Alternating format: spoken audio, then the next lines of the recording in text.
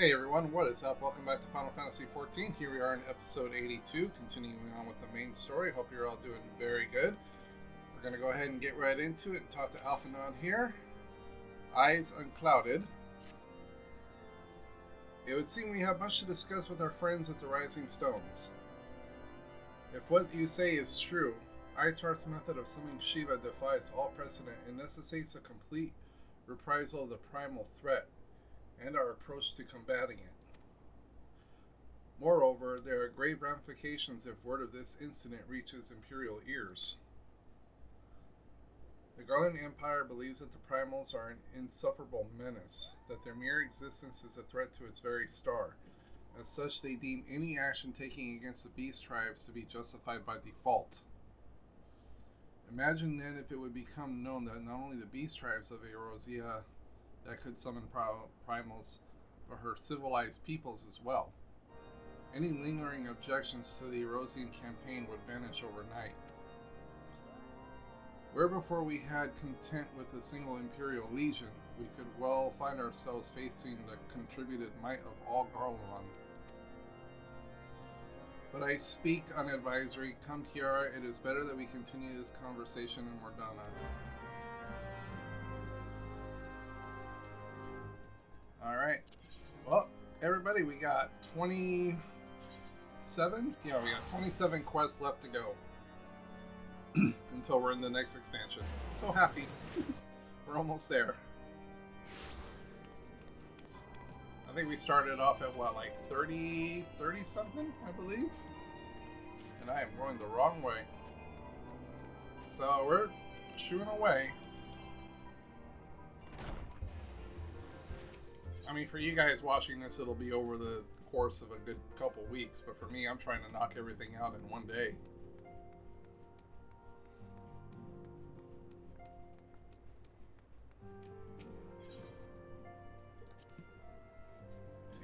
I want to finish this today, everybody, but by the time you're watching this, it'll probably be next week by the time you're watching this. So just think 1 week back, and that would be today. Ish. Words cannot well express how glad I am to see you return to us hale and whole. Needless to say, I am most eager to hear your account of that which occurred in Kurthis, assuming you're ready to speak of it. Excellent. I shall summon the others at once.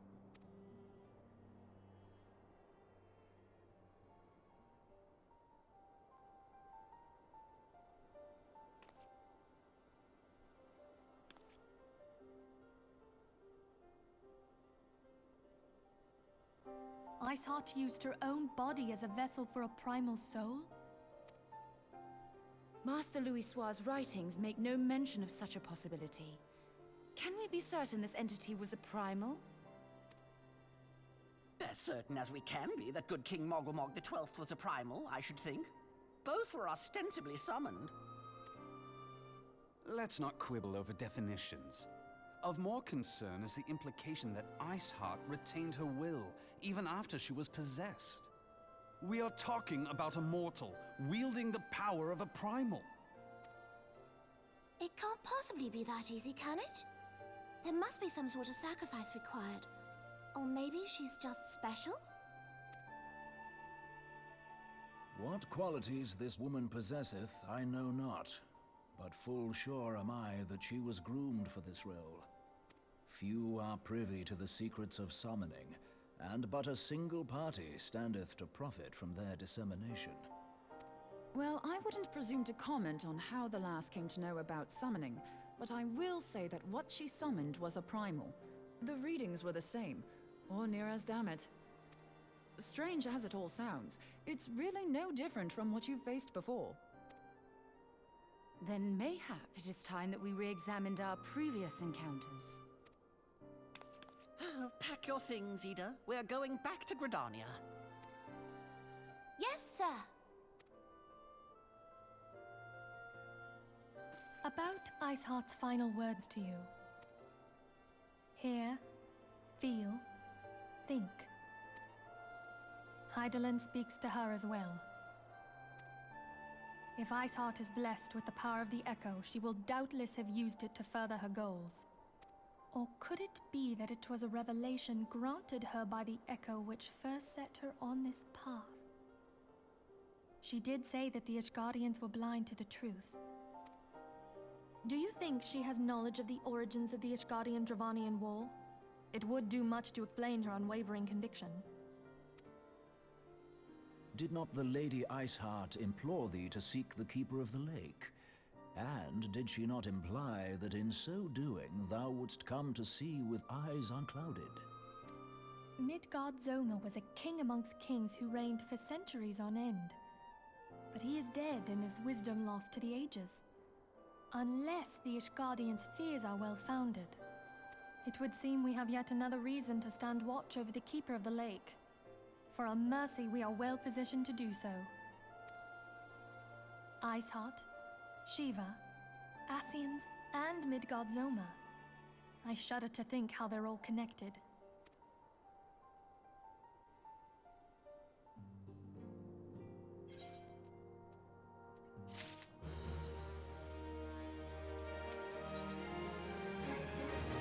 That was a nice little quick quest.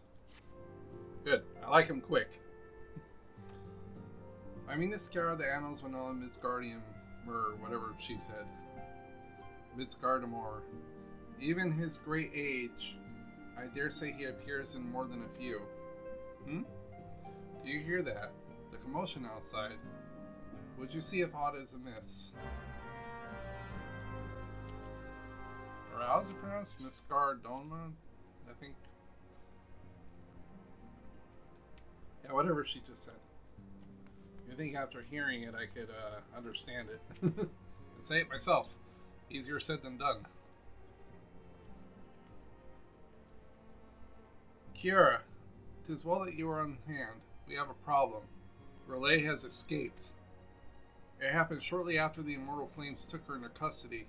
She had been placed into a dungeon cell ahead of her coming trial, but apparently the accommodation was not to her liking. The turnkey was found slain alongside 2 guard. 'Tis plain she received some inside help. Citizens report seeing Rolly quitting the city via the Gate of Nald, with a bloodied spear in her hand. She makes for Castor Meridium, I am certain of it, with her fate in it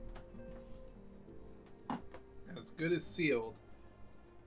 What recourse she has left but to flee to her imperial masters.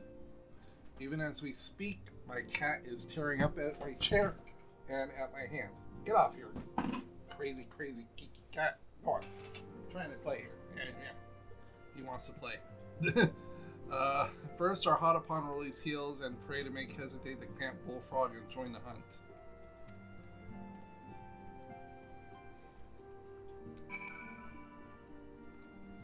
Alright. So we're going to Northern Thanalan. Oops. Yes. Free travel.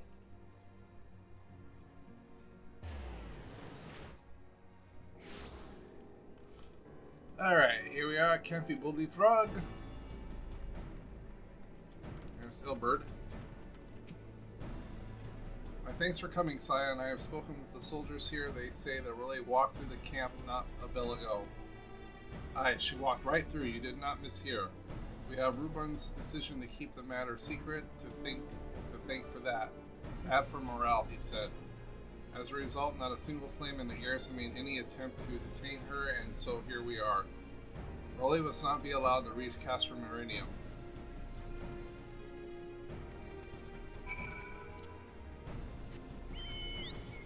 Oh, we'll catch her.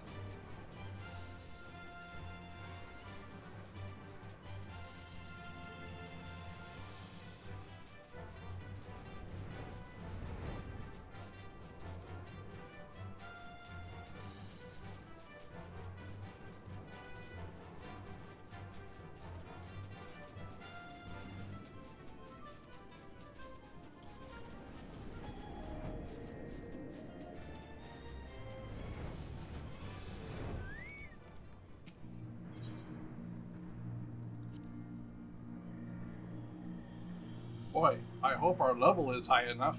Whatever will we do? This wretch was with Rolly. He threw himself at us and his mistress might escape. She didn't blink when we cut him down, not even when he started screaming. No loyalty even to her own.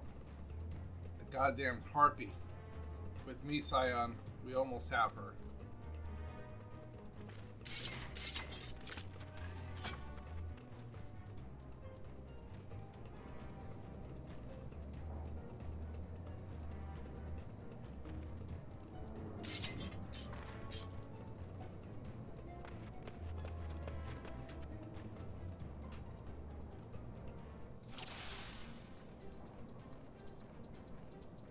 I want Rolly alive. Kill the rest. Frey Rosia.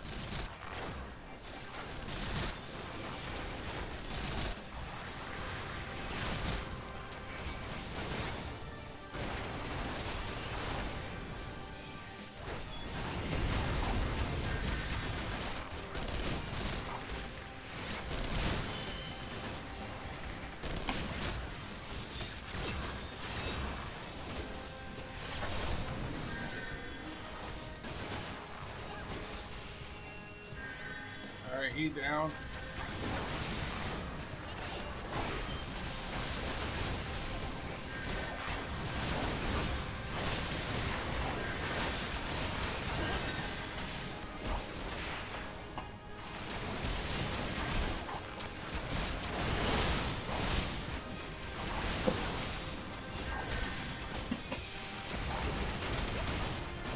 I'm sorry, everybody.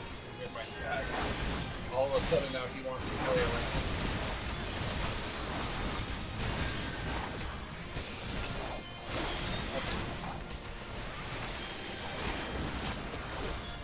Now he's trying to claw me through my chair. Ow.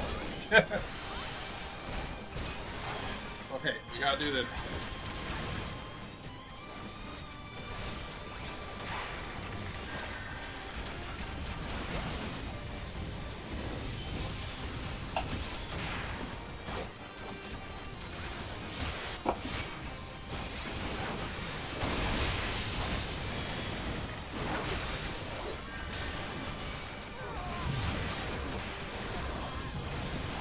Ow, son of a...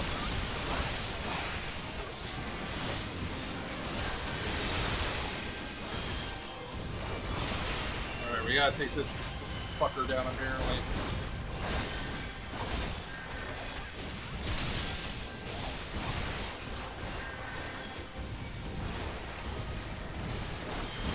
Let's get the healer.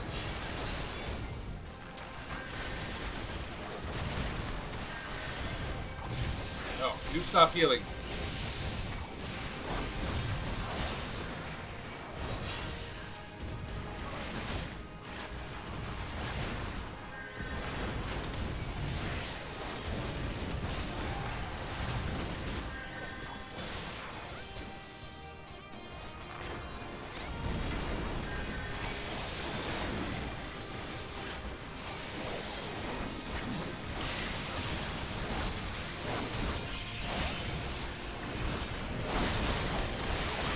God.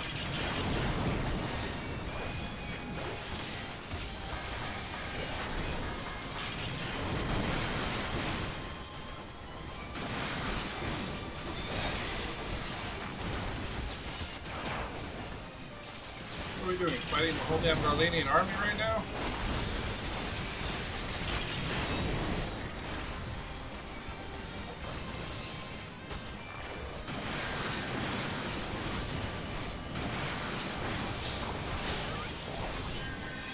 He's down. Whew.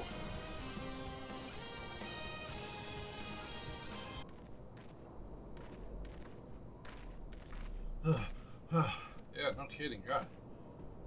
Bind her and do it tight. Yes, sir.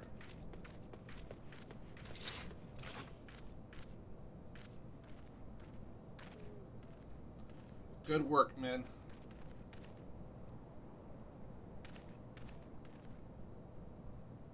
She and her Imperial cronies pushed us close, but we were better. Behold, a respected officer of the Immortal Flames, People looked up to you as one of the oldest founding members, one of its pillars. It saddens me to see you fallen so low. What would you know of low? You, a spoiled little lordly who has never known any want. People such as you take wealth and birth for granted. You think your God's given right to rule over others? You know none of our plight, the injustice that we lowborn-ish guardians must endure. To noble lords and ladies, we are not people, but resources to be consumed. I did what I had to do to survive, stealing, killing, even whoring I don't know if I could, even doing things myself. It is no fault of mine if fools imagine me a paragon when I join the flames. To hear you tell it, one would think that the only person ever to have suffered. In case you have forgotten, Reborn himself was born into poverty. As was I. We lived hand to mouth with little more than the shirts on our backs. Hunger was our constant companion. Yet never did we bemoan our lot in life, nor did we begrudge others their fortunes. We accepted the hand that we had been dealt, and played it to the best of our ability. Life was a battle, but not matter what falls through at us. We took it on the chin and came back for more. Everything we have, we fought for. How are we any different then? 'Tis true that we're both mercenaries of lowly birth. And 'tis true that we both had our fair share of struggles. But whereas I sold my sword to you, Marshal, you sold your comrades. If life has taught me one thing, is that you never betray your own. I would sooner cut off my own arm than raise a hand against a friend. But enough talk. You will return to Oldar to face justice, and the people who trust you have dragged through the gutter.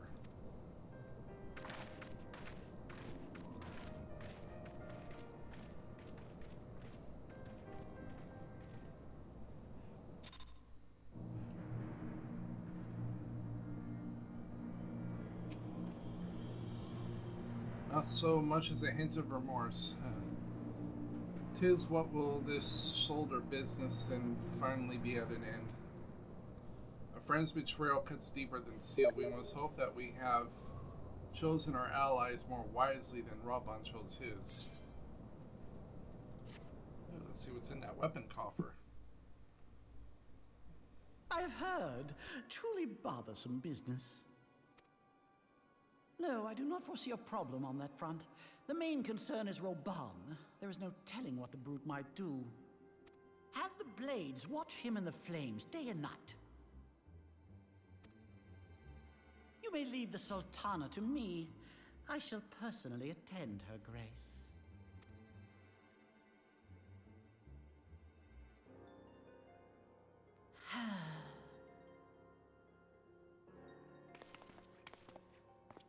Sever one of the East Aldenard trade routes.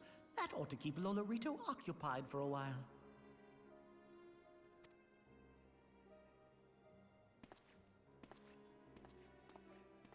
Nanamo ulnamo. For my sake, pray be a good little Sultana to the last.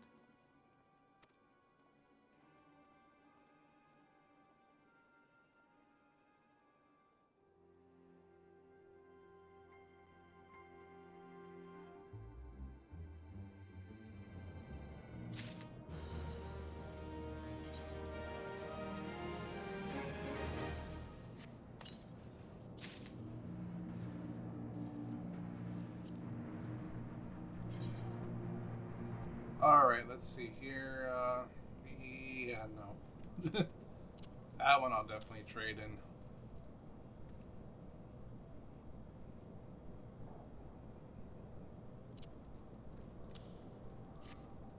Alright. Let us cling together. Captain Ilbert and I have a few questions for the Flame Marshal regarding the circumstances of her miraculous escape. When we have completed our interrogation, we shall take the findings directly to General Reborn, and it shall be the end of it. Your work here is done, my friend. My thanks. Ah, but I have one task for you. Return to the Rising Stones and appraise Mephilia of all that has happened. I'm aware that the Antecedent held Role in high regards. For better or worse, she will want to know this tale ends.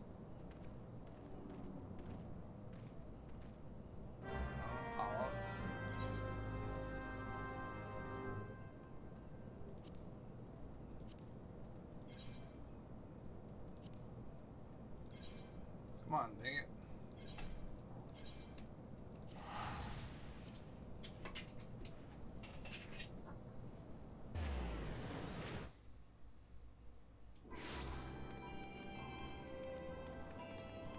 Again, everybody, I apologize for my cat in the background. He's up, he's hyper, there's not really much I can do about it. He's clawing me in my back, so through the chair holes. He wants to play Final Fantasy so bad, you know? But he doesn't have hands, he has little paws, so I don't know how he would do the key things. Should make a kitty controller.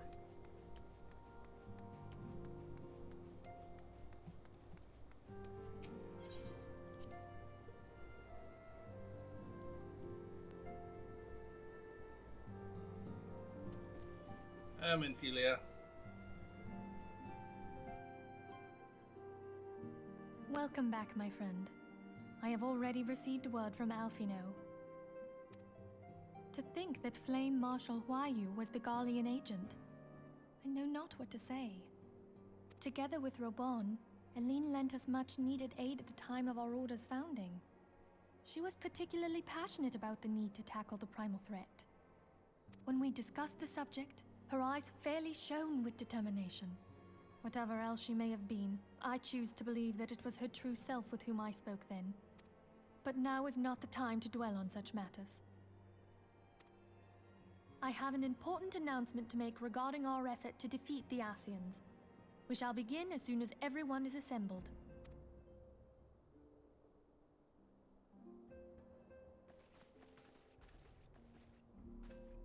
My thanks for coming, friends. Moonbreeder, the floor is yours. By now, I'm sure you're all familiar with White Auracite, the miraculous material that'll allow us to capture Ascian souls. Back at Snowcloak, we verified its ability to absorb vast amounts of ether. Alas, it leaves something to be desired in the area of stability. The stone can only store ether for a short while before expelling its contents. In addition to Auracite's inherent limitations, we must needs be wary of our enemy's strength. Our foe draweth upon an infinite wellspring of power. Even should we succeed in entrapping him, the stone will not long contain his wrath.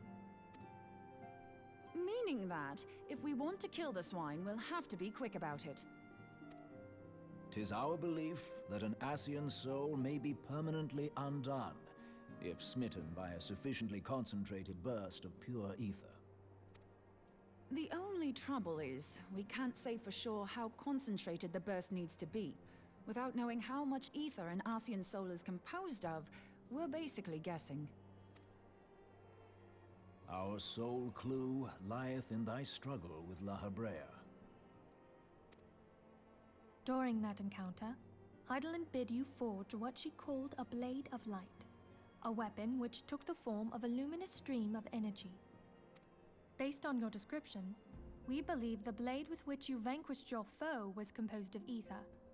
Admittedly, your victory proved ephemeral, as La Habrea was able to use a crystal of darkness to flee into the space that lies between our world and the void. The fact remains, however, that Heidelin placed the means to destroy the Ascians in your hands. Be that as it may, it would be unwise to assume that she will do the same when we next encounter such a foe. Quite so, my lady. We must needs find the means to forge our own blade of ether, one to equal that which Heidelin did benevolently bestow upon her champion. That is all well and good, but it seems to me that producing such a blade will require a prodigious quantity of ether. Whence will it come, pray tell? Oh, what if we had 2 pieces of white auracite? One to trap the Ascian, and the other to store the ether for the blade. Oh, nice try. But it's as I said, the stone won't hold ether for any length of time. We'd still need to collect the stuff there and then, sorry to say. And therein lies the rub. Finding a way to create the blade whenever and wherever we choose. Twould seem more research is in order. I'm going to linger a while, perform a few more tests on the aura site. And I could do with some help. Urianger, why don't you lend me a hand? Mine apologies, but I am required at the Waking Sands. Lady Minfilia hath given me sole charge of the premises. 'Twould be unseemly to leave them unattended. Sole charge, you say? So you're basically alone there, then? Well, that settles it. I'll just have to come to you.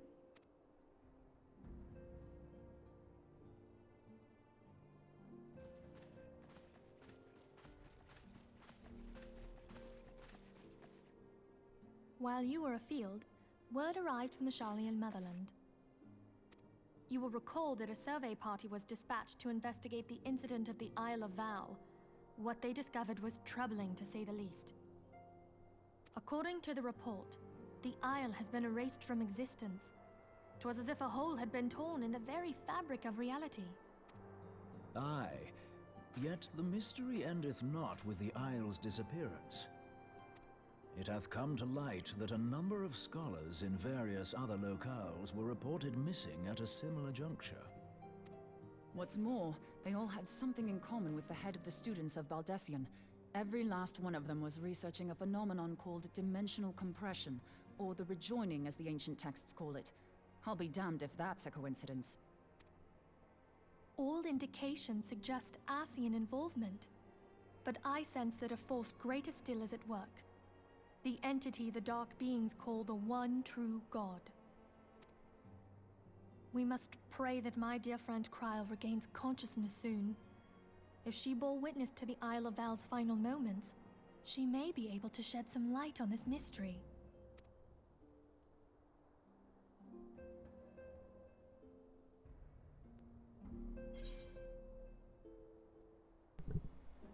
Alrighty.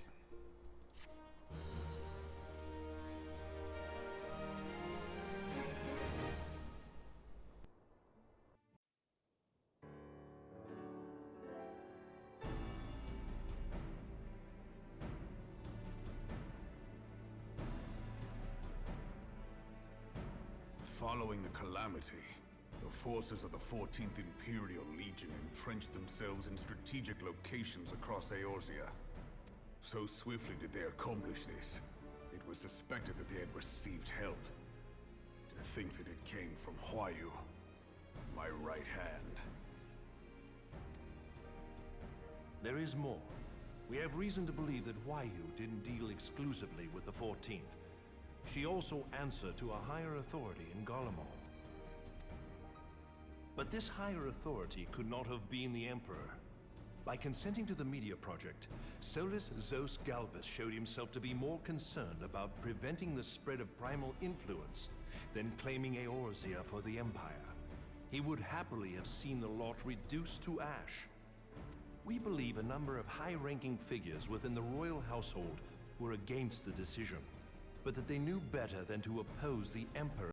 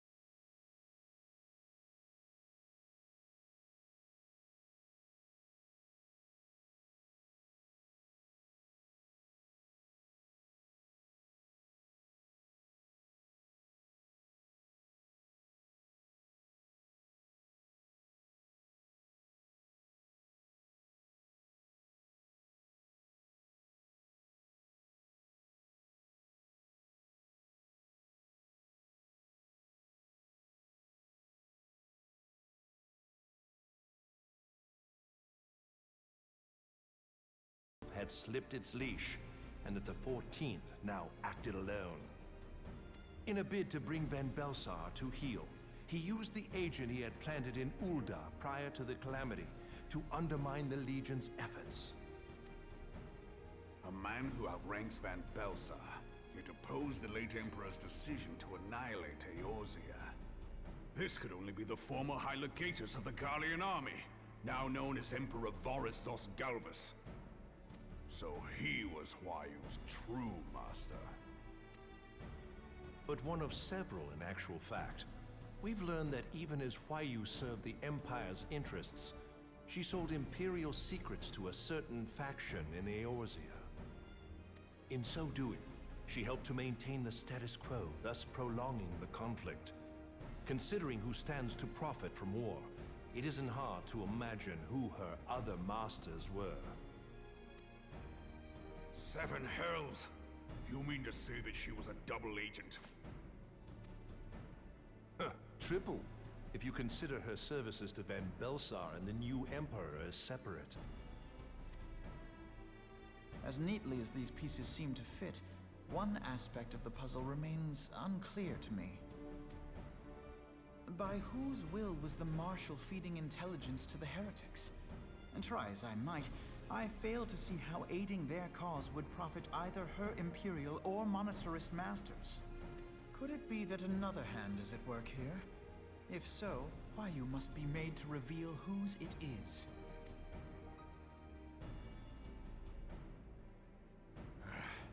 Not only have I lost a trusted friend, now I must interrogate her as a stranger. Not a pleasant task, I grant you, but a necessary one. Unless we weed out the ivy, root, stalk, and stem, it will simply grow back. I know that full well. Those closest to Huayu have already been detained, and I will question them alongside her. General, pray keep in mind that there may be unwitting abettors among them. All will be treated fairly. On that you have my word. Those who are innocent have no cause to fear.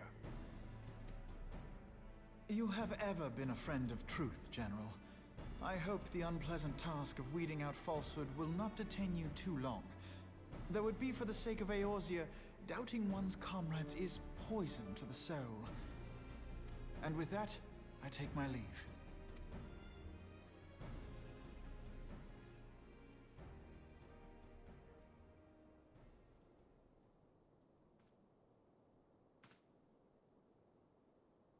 All these years, I've been made to dance to their tune. How could you, Huayu? How could you side with them? Those cankers who take from this land and give naught in return, who use their power to disempower and grow fat while the people starve. I know you can hear me, monetarist scum! Your crimes will not go unpunished! Day purge this land of your sickness before the eyes of the 12, I swear it!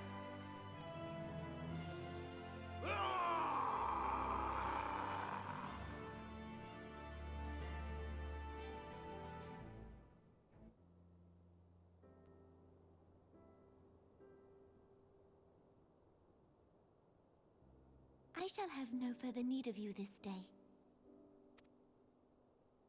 Your Grace.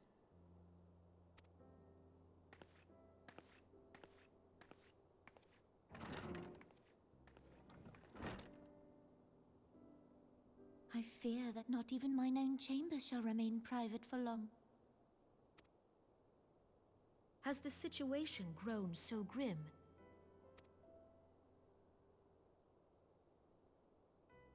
Ever since he proposed the Cartiner Reclamation Bill, Teleji Adeleji has risen to greater prominence upon the backs of impoverished refugees.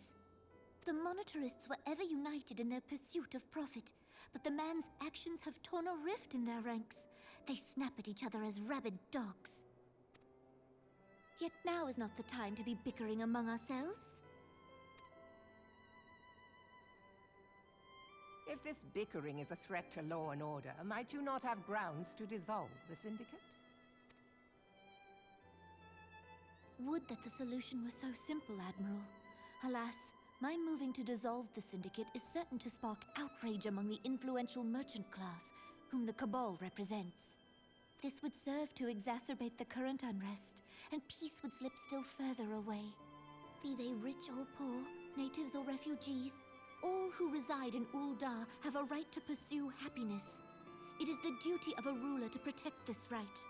If I am to perform my duty, I must needs tread warily. It would not do to make enemies heedlessly. Were Lord Lolorito here, he would doubtless say that I have my head in the clouds.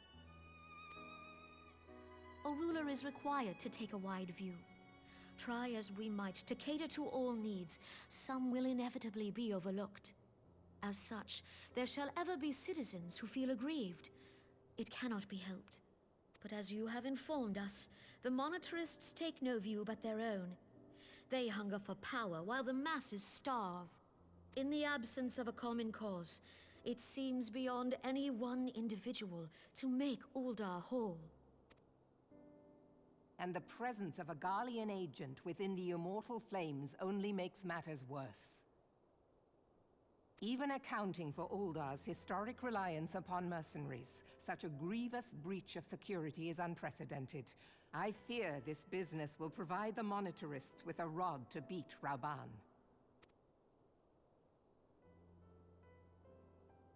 Eorzea can ill afford for the Immortal Flames to be dampened now. Ere long, the Garleans will turn their ravenous gaze toward our lands once more. If we are to resist their might, our nations must stand together. Yet for this to happen, our nations must be whole. Cannot be done to improve the situation in Ul'dah. The true wealth of Ul'dah lies in the health, happiness, and hopes of her citizens. Alas, the citizens shall never know these things, so long as their lives are ruled by the ambitions of the few. The monetarists claim to represent the best interests of the people, but in sooth they desire only to manipulate them for their own selfish ends. For the government to serve the people, it must be formed of the people. For Ul'dah to move forward, it is not only the Syndicate that must be dissolved. Nay, you jest.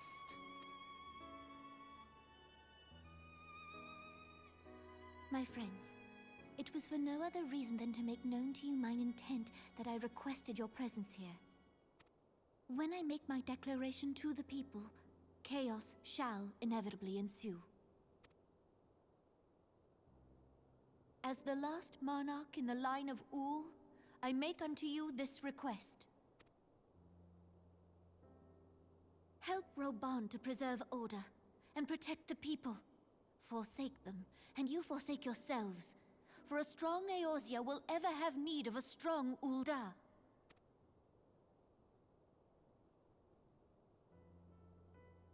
Your Grace, are you certain of this?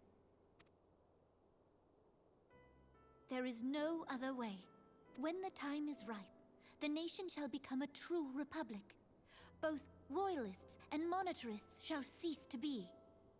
Ul'dah will no longer belong to kings or queens or merchant princes, but to her people.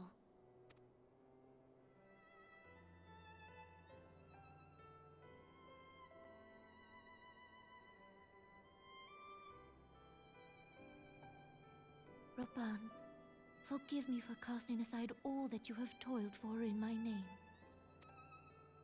Beyond this gesture, I am powerless to help my subjects.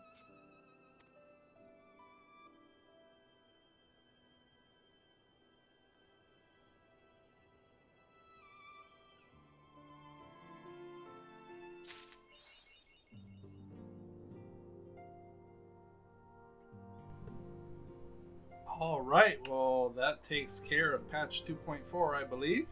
Or is it 2.5? I think it's 2.4. Good intentions. But perceiving a reoccurring problem. Oh, we have... Huh. Good intentions, but we can't do it.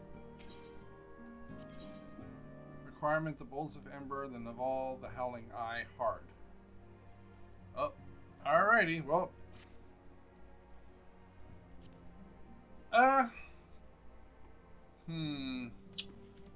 Decision. Should I just make those into the side quest playthrough?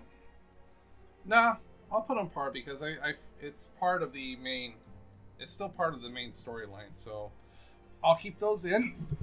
So until next time, everybody, thank you all so much for watching. Please be sure to like, comment, subscribe, all that good stuff. Be sure to follow me on Twitter at ShippyWowsGaming. I follow all followers back. And be sure to check out our Facebook group. Link is in the description below. And with that being said, I will see you all in the next one.